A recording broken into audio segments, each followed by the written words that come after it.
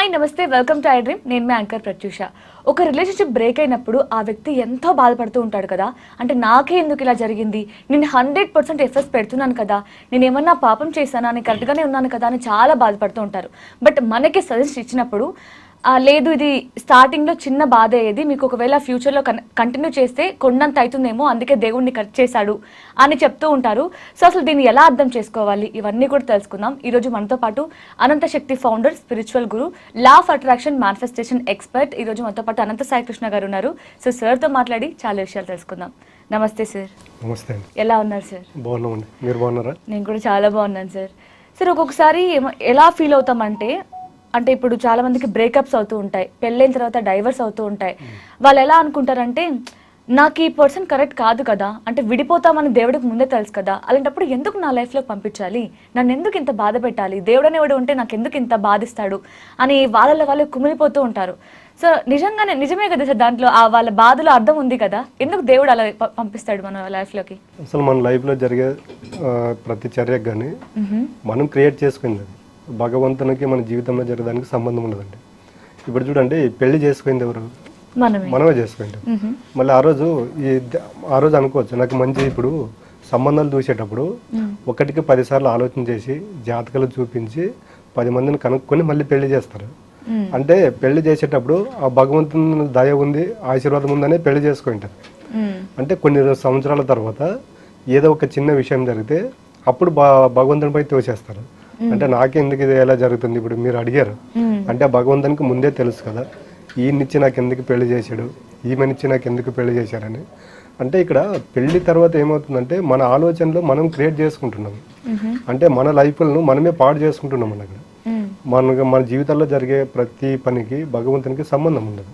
కానీ అంటారు కదా సార్ పెద్దవాళ్ళు, వీళ్ళకి దేవుడు మనం ఎంతమంది సంబంధాలు చూసినా, ఎంతమందిని లవ్ చేసినా, రాసిపెట్టి ఉన్న వాడితోనే మనకి పెళ్ళి అవుతుంది, రాసిపెట్టిన అమ్మాయితోనే పెళ్ళి అవుతుంది అని చెప్తుంటారు కదా. మరి దేవుడు ముందే రాసేసి ఉంటారు కదా, పెళ్ళి అనేది కాదు అన్ని విషయాలు, మళ్ళీ ఎందుకు ఈ బ్రేకప్స్, విడాకులు ఇవన్నీ? సరే, ఇప్పుడు మీకు చిన్న ఎగ్జాంపుల్ చెప్తే, ఇప్పుడు దేవుడు ప్రతిదీ రాసి పెట్టింటాడు అనుకోండి, సంబంధాలు చూసుకోకుండా ఊకే ఉండండి. ఇప్పుడు దేవుడు రాసి పెట్టింటే మన దగ్గరికి వస్తుందని అప్పుడు బిలీవ్ చేయండి. ఇప్పుడు మన ప్రయత్నం లేకుండా ఏది మన దగ్గరికి రాదు కదా. అంటే మనం ప్రయత్నం చేస్తే ఇప్పుడు ఎవరికి ఒకే సంబంధం ఎవరికి ఫిక్స్ అవ్వదు. ఒక 2-3 సంబంధాలు చూసిన వాళ్ళు ఉంటారు, 4-5 సంబంధాలు చూసిన వాళ్ళు ఉంటారు. అంటే కొన్ని రిజెక్ట్ అయిన తర్వాత, కొన్ని వచ్చిన తర్వాత వీళ్ళు క్యాలిక్యులేషన్ చేసుకుని ఈ సంబంధం మనకి నచ్చుతుందా, సెట్ అవుతుందని దాన్ని క్యాలిక్యులేట్ చేసుకుని తర్వాత పెళ్లి వరకు వెళ్తారు. అంటే అప్పుడు ఫస్ట్ సంబంధం ఓకే చేసుకోవచ్చు కదా. అంటే అమ్మాయి బాగలేదని, అబ్బాయి బాగలేదని రిజెక్ట్ చేస్తుంటారు కదా. అంటే ఈ ఫస్ట్ సంబంధమే భగవంతుడు ఆ వరకు పంపించాడు, వీళ్ళనే పెళ్లి చేసుకుందామని అప్పుడు ఫిక్స్ అవ్వరు కదా. అంటే వెతుకుతూ వెళ్తుంటారు. వీళ్ళకి మంచి జరిగితే దేవుడు గుర్తురాడు, వీళ్ళకి ఏదన్నా చెడు జరిగింది అనుకోండి అప్పుడు దేవుడు గుర్తొస్తాడు అనమాట. ఇప్పుడు ప్రతిదీ దేవుడి పైన దోషేస్తుంటారు. దేవుడు ముందే రాసి పెట్టాడు, ఏది అంటే అది ఏది జరగాలనుకుంటే అది జరుగుతుందని. ఇప్పుడు ఒక వ్యక్తి అనుకోండి, ఇప్పుడు రోడ్డు పైన నడుచుకుంటూ వెళ్తుంటాడు, ఒక వెహికల్కి ఆపోజిట్ వెళ్ళమనండి. ఉంటారు సార్, నిజంగా అలాంటి వాళ్ళు కూడా ఉంటారు. ఏమైతుందిలే, ఒకవేళ నాకు దేవుడు ఇక్కడ వరకు రాసిపెట్టి ఉంటే ఇక్కడే పోతా, లేదంటే బతుకుతా అనే మూర్ఖంగా ఆలోచించే వాళ్ళు కూడా ఉంటారు. మీరు ఎవరైనా వెహికల్కి ఎవరైనా అడ్డు వెళ్తారా అండి? ఇప్పుడు సరే నాకు దేవుడు రాసిపెట్టింటాడండి, వెహికల్కి అడ్డు వెళ్తాను, నేను బతుకుతాలే అనే ధైర్యంతో ఉన్నప్పుడు వెహికల్కి అడ్డు వెళ్ళొచ్చు కదా. అంటే దేవుడు రాసిపెట్టాడు నేను చనిపోను అన్నప్పుడు వెహికల్కి అడ్డు వెళ్ళాలి కదా. అంటే ప్రతిదీ మనం ఎలాగుంటుందంటే మన ఆలోచనలు బట్టి మన జీవితం ఉంటుంది. మనమేమనుకుంటున్నామంటే మనకి తెలియక, జ్ఞానం అనేది లేకుండా భగవంతుని పైకి తోచేస్తున్నాం. భగవంతుడు ఇప్పుడు ప్రపంచంలో ఇన్ని కోట్ల మంది జనాభా ఉన్నారు, ఇన్ని కోట్ల మంది జనాభాకు దేవుడు కూర్చొని తలరాత రాయడు కదా. అంటే దేవుడి ధర్మం ఏంటంటే మనము జన్మ తీసుకునేంత వరకు దేవుడు దాంట్లో ఆయన పాత్ర ఉంటుంది. తర్వాత మనం ఎలా జీవించాలి, ఏం చేయాలి, ఎలా ఉండాలనేది మనం నిర్ణయించుకుంటాము. ఇప్పుడు చూడండి, మనము ఆకలిస్తే ఫుడ్ తీసుకుంటున్నాం, దాహం వేస్తే వాటర్ తీసుకుంటున్నాము. అంటే మరి ఇవన్నీ వదిలేసి దేవుడు రాసి పెట్టింటాడు, ఎలా జరుగుతుంది అలా జరుగుతుందని మనం ఊరికే ఉండొచ్చు కదా. మరి ఫుడ్ ఎందుకు తీసుకుంటున్నాం, వాటర్ ఎందుకు తీసుకుంటున్నాం అంటే మనిషి జీవించడానికి ఇవన్నీ మనకు కావాలి కాబట్టి భగవంతుని పైన భక్తి ఉండాలండి. అన్ని నాకెందుకు ఇలా జరుగుతాయి అంటే అవి ఎక్కువైపోతాయి. శ్రీకృష్ణుడు ఎప్పుడో చెప్పాడు, యద్భవం తద్భవతి. అంటే ఇక్కడ చూడండి, ఇప్పుడు మనం ఎక్కడికి వెళ్ళినా శ్రీకృష్ణుడు భగవంతునిగా పూజిస్తున్నాం. ప్రపంచం మొత్తం, ఇప్పుడు ప్రపంచ దేశాల్లో కూడా ఇస్కాన్ టెంపుల్ అనేది ఫేమస్ అవుతుంది శ్రీకృష్ణుని దేవుని రూపంలో. మరి అలాంటి భగవంతుడే చెప్పాడు, యద్భవం తద్భవతి, నీ ఎలాగైతే ఆలోచనలు చేసుకుంటూ ఉంటావో నీ జీవితం కూడా అలాగే రూపాంతరం చెందుతుందని. అంటే మనం సాక్షాత్తు భగవంతుడే భగవద్గీత చెప్పినప్పుడు మనం భగవంతుని పైన డిపెండ్ అవ్వడం ఏంటని చెప్తున్నాను నేను. మీ జీవితాన్ని మీరు ఎలా కావాలంటే అలా క్రియేట్ చేసుకోవచ్చు. మీరు పెళ్లి ముందు ఇప్పుడు పెళ్లి చూడండి, వెంటనే డైవర్స్ అవ్వవు, లవర్స్ వెంటనే బ్రేకప్ చేసుకోరు. అంటే పెళ్లికి ముందు, లవ్కి ముందు వీళ్ళు వాళ్ళ వెంట పడతారు. ఎప్పుడైతే వీళ్ళు మన అనుకుని మన దగ్గరకు వచ్చినప్పుడు ఏమవుతుందంటే అక్కడ ఇద్దరి మధ్య మిస్అండర్స్టాండింగ్ వస్తాయి. పెళ్లికి ముందు, లవ్కి ముందు ఎలా ఉంటుందంటే అడ్జస్ట్మెంట్ ఉంటుంది, కోపం ఉండదు, ప్రతి ఒక్కటి ఏదో ఉన్నిలని లైట్కి తీసుకుని వెళ్తుంటారు. ఎప్పుడైతే పెళ్ళైంది అప్పుడు ఏమవుతుందంటే ఎక్కడికి వెళ్ళలేరు, నా దగ్గరే ఉంటారు కదా అని వాళ్ళపైన ఆధిపత్యం చెలాయించాలని చూస్తారు. అదేమవుతుందంటే చిన్నగా చిన్నగా చిన్నగా స్టార్ట్ అయ్యి డైవర్స్ వరకు వెళ్తుంది. అంటే యూనివర్స్ ఏం చేస్తుందంటే ఇప్పుడు మనం ఒక హుండీ పెట్టామండి, రోజు దాంట్లో 10 రూపాయలు వేసుకుంటూ వెళ్తే నెలకు ఒక 300 అవుతుంది. అదే 1 year తీసుకోండి 4000 అబవ్ అవుతుంది. సేమ్ అలాగే చిన్న చిన్న నేను చెప్పే కదా, మన చిన్న ఆలోచన కూడా యూనివర్స్ కౌంట్ చేసుకుంటున్నా అని చెప్తున్నాను. నాకు ఈ భర్త, ఈ రోజు నా భర్తతో నాకు ప్రాబ్లం ఉంది, ఓకే టేక్ ఇట్ ఈజ్ అని యూనివర్స్ని ఈ ఆలోచన తీసుకుని పక్కన పెట్టేస్తుంది. అంటే డైలీ 1%, నీ భార్యతో నాకు ప్రాబ్లం అయింది అంటే నువ్వు నీ భార్యని ఇగ్నోర్ చేస్తున్నావు అంటే ఇక్కడ బీజం పడింది. అప్పుడు ఏం చేస్తుంటే యూనివర్స్ కూడా మీ మధ్యన ఒక ప్రాబ్లం అనేది క్రియేట్ చేస్తుంది. చెప్తున్నాను కదా, యూనివర్స్ అనేది నువ్వు ఏదైతే ఆలోచన చేస్తావో దాన్ని నీకు ఇస్తుంది. అంటే ఓకే నువ్వు నీ భార్యని వద్దనుకుంటున్నావు, నీ భర్తను వద్దనుకుంటున్నావు అంటే దానికి టైం ఇస్తుంది. ఇంకా ఇలాంటివి ఎన్ని చేస్తావో, ఎన్ని ఆలోచన చేస్తావో చేయని టైం ఇస్తుంది. మనం ప్రతిరోజు చిన్న చిన్న గొడవలు జరిగినప్పుడు చూడండి, అది 1 by 1 పెరిగి లాస్ట్కి పీక్ స్టేజ్కి వెళ్ళిపోయినప్పుడు ఏమవుతుంది, డైవర్స్ వరకు వెళ్ళిపోతాయి.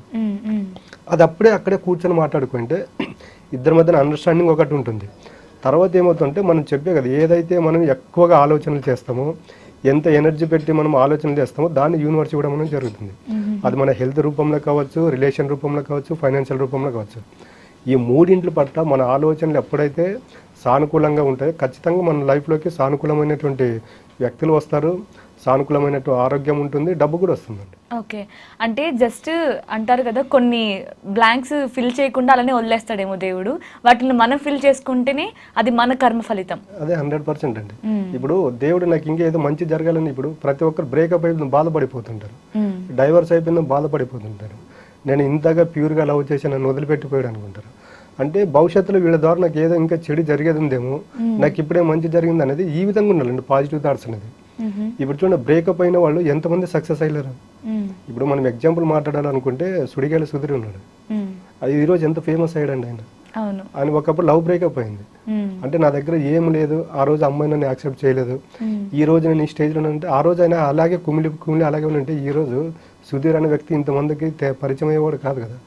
అంటే నేను ఏం చెప్తుంటే ప్రతి దాంట్లో పాజిటివ్గా తీసుకుంటా అంటున్నాను, పాజిటివ్ దృక్పథంతో ఉండాలి. ఎప్పుడైతే మనం పాజిటివ్ థింకింగ్ చేస్తుంటామో యూనివర్స్ కూడా మన లైఫ్లోకి అదే పంపిస్తుంది. మనం ఎప్పుడైతే బాధపడుకుంటూ ఏడ్చుకుంటూ నెగిటివ్ ఆలోచనలు చేస్తున్నాం అనుకోండి, ఒక 1 week తర్వాత చూడండి మనకు తెలియకోకుండానే మన లైఫ్లోకి అన్ని నెగిటివ్ జరుగుతూ ఉంటాయి.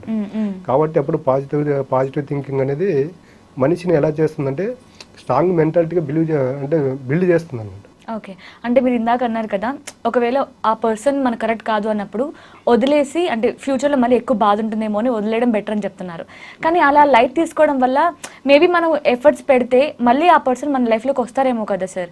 అంటే తన కనీసం ఎఫర్ట్స్ పెట్టలేదు, నేను దూరం అయిపోతున్నా కూడా అని ఫీల్ అయ్యి ఆ బ్రేక్ అయిపోతుంది కదా అక్కడికి ఆ రిలేషన్షిప్, అది కూడా మనకి మైనసే కదా సార్. అదే ఇప్పుడు మీకు తెలిసి ఉంటుంది కదా, వీళ్ళ వల్ల నాకు ఇన్ని ప్రాబ్లమ్స్ వచ్చినాయి, మళ్ళీ వీళ్ళు నేను కోరుకోవాలో వద్దా అని మనకు తెలిసిపోతుంది. దానికి నేను మా క్లాస్లోకి వచ్చే ప్రతి ఒక్కరికి డైలీ పడకపోయే ముందు మీరు ఒక 15-20 నిమిషాలు టైం కేటాయించుకోండి అని చెప్తున్నాను. ఆ టైం కేటాయించుకున్నప్పుడు మన వ్యక్తులు ఎవరు, మన గురించి ఆలోచన చేసేవాళ్ళు ఎవరు, మనం బాధపడితే బాధపడేవాళ్ళు ఎవరు అనేది మనకి అప్పుడే ఒక క్లారిటీ వస్తుందండి. ఆ క్లారిటీ వచ్చినప్పుడు చూడండి, ఆ రోజు మనం ఏ విషయం అయితే ఆలోచన చేసుకుంటూ పడుకుంటామో రేపు అదే పర్సన్స్ మన దగ్గరకు వస్తారు. అంటే మనం నైట్ పడుకోపోయింది ఏదైతే ఆలోచన చేస్తామో పడుకోయిన తర్వాత ఆ సబ్ కాన్షియస్ మైండ్ అనేది మనం ఏదైతే నిద్రపోయే ముందు ఆలోచన చేస్తామో అది రేపటికి మేనిఫెస్ట్ అవ్వడానికి దాని క్రియేషన్ అది చేస్తూ ఉంటుంది అనమాట. దానికి పొరపాటును కూడా నైట్ పడకపోయే ముందు లవర్స్ కావచ్చు, తర్వాత భార్య భర్తలు కావచ్చు, పొరపాటును కూడా గొడవ పడడాలు, తర్వాత నేరాలు ఘోరాలు ఇవన్నీ చూస్తున్నప్పుడు ఏమవుతుందంటే అవన్నీ మన సబ్ కాన్షియస్ మైండ్లో స్టోర్ అవుతాయి. రేపటికి కావచ్చు ఒక 1 week తర్వాత మేనిఫెస్ట్ అవుతాయి. అవి చాలా మందికి తెలియదు. అంటే నెగిటివ్ గా ఆలోచించకపోవడం మంచిది అంటారు. మంచిది, అదే పాజిటివ్ గా థింక్ చేయండి అని చెప్తాను. ఇప్పుడు నెగిటివ్ థింక్ చేయడం వల్ల నెగిటివ్ జరుగుతుంది కదా. డైలీ ఇప్పుడు పాజిటివ్ థింకింగ్ మనం చేయలేము, అంత అలవాటు మనకి లేదు. కాబట్టి డైలీ 1% బిల్డ్ చేసుకుంటే వెళ్ళండి అని చెప్తున్నాను. డైలీ ఒక నోట్బుక్ పెట్టుకోండి, ఈ రోజు అంతా మనకు మంచి జరిగింది, ఏవైతే మంచి జరిగే ఒక బుక్లో రాసుకోండి. రేపు డైలీ పడుకోబోయింది వాటిని ఒకసారి చదివి పడుకోవడం వల్ల ఏమవుతుందంటే సబ్ కాన్షియస్ మైండ్ కూడా నిన్న ఏదైతే మనం ఆలోచన చేసి ఉంటామో దాన్ని ఏదైతే మనం పదే పదే గుర్తు చేసుకుంటామో ఆ గుర్తు చేసుకుని పడుకున్నప్పుడు ఏమవుతుందంటే సబ్ కాన్షియస్ మైండ్ అనేది దాన్ని మేనిఫెస్ట్ చేస్తుంది. ఓకే. సో ఇలాంటి వాటన్నిటి గురించి మీరు క్లాస్లో మీ వచ్చే క్లయింట్స్ అందరికీ మీరు ఎక్స్ప్లెయిన్ చేస్తారా సార్? అంటే వాళ్ళు చేస్తున్న మిస్టేక్స్ ఏంటి, ఏ మిస్టేక్ చేయకపోతే వాళ్ళ లైఫ్ బాగుంటుంది, ఇవన్నీ కూడా ఎక్స్ప్లెయిన్ చేస్తారా? ఇక్కడ మొత్తం ఒక ప్రాజెక్ట్ వేసి కొన్ని వీడియోల రూపంలో చేపిస్తామండి, చూపించడం జరుగుతుంది వాళ్ళకి.